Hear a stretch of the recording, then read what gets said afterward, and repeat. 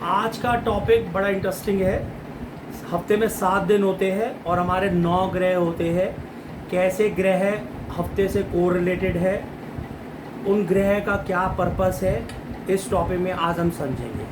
पहला हफ्ता शुरू होता है हमारा संडे से। संडे रिप्रेजेंट करता है सूर्य देव को। सूर्य मतलब सूर्य नारायण। भगवान कृष्ण ने गीता में स्वयं बोला है, मैं सूर्य हूँ, मैं सूर्य हूँ। सूर्य की जो प्रकाश निकलती है मैं भी वो हूँ।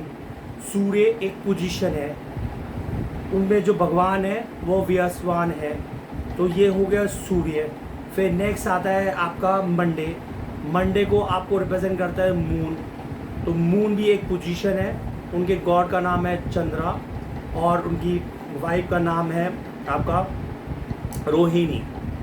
तो आप शिव जी के सिर पर आप देखेंगे तो एक चंद्रमा बना हुआ है जो रिप्रेजेंट करता है। और गीता में भगवान कृष्ण ने बोला है कि चंद्रमा भी मेरी आइज़ है।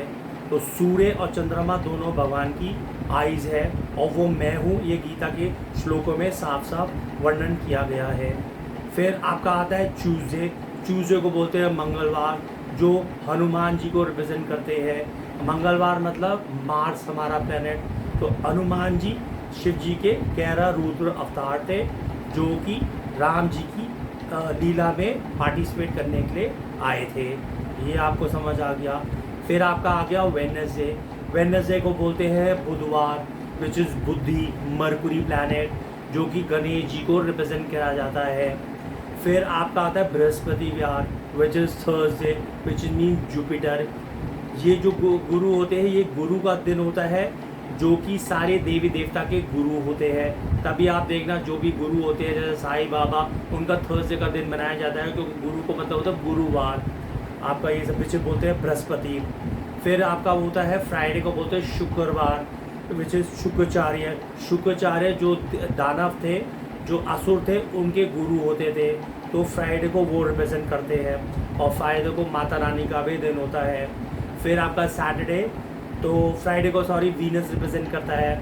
फिर आपका होता है सैटरडे। सैटरडे को रिप्रेजेंट करता है सैटर्न। और शनि देव रिप्रेजेंट करता है। शनि के जो कज़न ब्रदर थे वो थे यमराज। और शनि और यमराज सूर्य के पुत्र है, ये आपको समझ आना चाहिए। फिर आपका आ जाएगा राहु केतु। तो राहु केतु क्या है? जब भी आपका चंद्रमा वीक होता है, जब भी आपका सूर्य वीक होता है, तो उसे बोलते हैं चंद्र ग्रहण और सूर्य ग्रहण। तो राहु केतु आगे आ जाते हैं। राहु केतु क्या है? चंद्रमा और सूर्य के दुश्मन है। जब सागर मंथन हुआ था तो उस समय सूर्य ने, चंद्रमा ने कंप्लेंट कर दी थी ये तो असुर है, इनको विष ना पिलाओ, इनको अमृत ना पिलाओ। तो भगवान कृष्ण ने उनका सुदर्शन चक्र से धड़ अलग कर दिया था। तो जब धड़ अलग करा तो सिर एक जगह गिरा और धड़ एक जगह गिरा, जिससे कि अंजन की उत्पन्न हुआ। तो उसके बाद से ही जो आपके राहु केतु है वो सूर्य चंद्रमा के दुश्मन हो गए। तो जब भी आपका बुरा वक्त आता है, जब भी आपको बुरा वक्त आता है, आपके बहुत सारे कार्य खराब होने लग जाते हैं, तो आप देखना राहु केतु आपके ग्रह, आपके हॉरोस्कोप में बहुत प्रभाव करने लग जाते हैं। तो आप पंडित जी के पास जब जाओगे या एस्ट्रोलॉजर के पास जाओगे तो बोलेंगे आपका मून बहुत वीक हो चुका, तो आप ये जो मोती पहनिए जिससे कि आपका मून स्ट्रांग हो। सूर्य को स्ट्रांग करने के लिए सूर्य की पूजा कीजिए, सूर्य का मंत्र कीजिए। ओम सूर्य देवो नमः, जय रवि देवो नमः, जगत प्रभाकर नमो नमः, दिनकर भगवान नमः। या सूर्य के 12 नाम लीजिए। ओम सूर्याय नमः, ओम मित्राय नमः, ओम रवियाय नमः, भान्वे नमः, खगाय नमः, पुष्पे नमः, हिरण्य गर्भाय नमः, मारीचाय नमः, आदित्याय नमः, आर्करे नमः, भारतय नमः। ये सूर्य के 12 नाम है। या तो ये लीजिए, या मून के लिए आप अंगूठी पहनिए। तो मून का क्या पर्पस होता है? मून एक तो रिप्रेजेंट करता है नाइट को, और जैसे ही सन गायब होता है तो मून आ जाता है। मून से जितने भी आपकी वेजिटेबल्स हैं, जितने भी प्लांट्स हैं, उसमें एक आपकी एक टेस्ट आता है, जो मून का रोल होता है। तो राहु केतु जैसे ही आपका स्ट्रॉन्ग होता है तो उसमें शनि का भी रोल आ जाता है। तो शनि आपको बहुत सारा कष्ट देता है।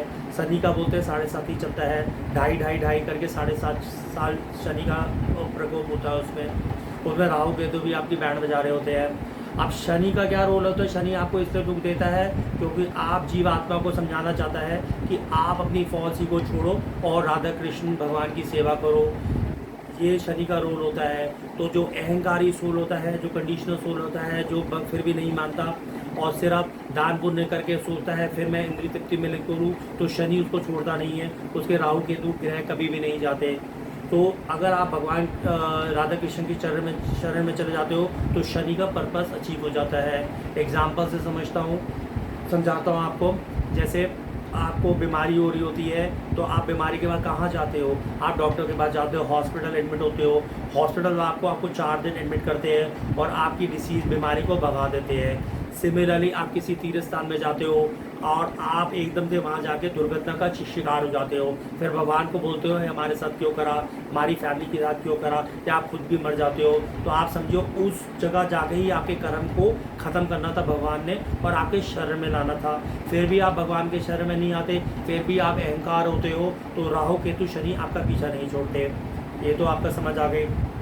अब आपने पंडित जी से निवारण तो कर दिया राहु केतु का, फिर भी आप नॉनवेज खा रहे हो, फिर भी सिगरेट पी रहे हो, फिर भी शराब पी रहे हो, फिर भी गंदगी है, फिर भी नहाते नहीं हो, सुबह उठ के नहीं नहाते, सूर्य के बाद आप उठते हो, रात को लेट उठते हो, आप लड़कियों का संग करते हो बहुत ज़्यादा, आप भगवान की वाणी नहीं सुनते, भगवान का संग नहीं करते, तो आपका राहु केतु कभी भी पीछा नहीं छोड़ेगा। आप कितने भी पंडित जी के बाद मंत्र करा लो, कितनी भी पूजा पाठ करा लो, क्योंकि राहु केतु का जड़ ही अनियन प्याज है।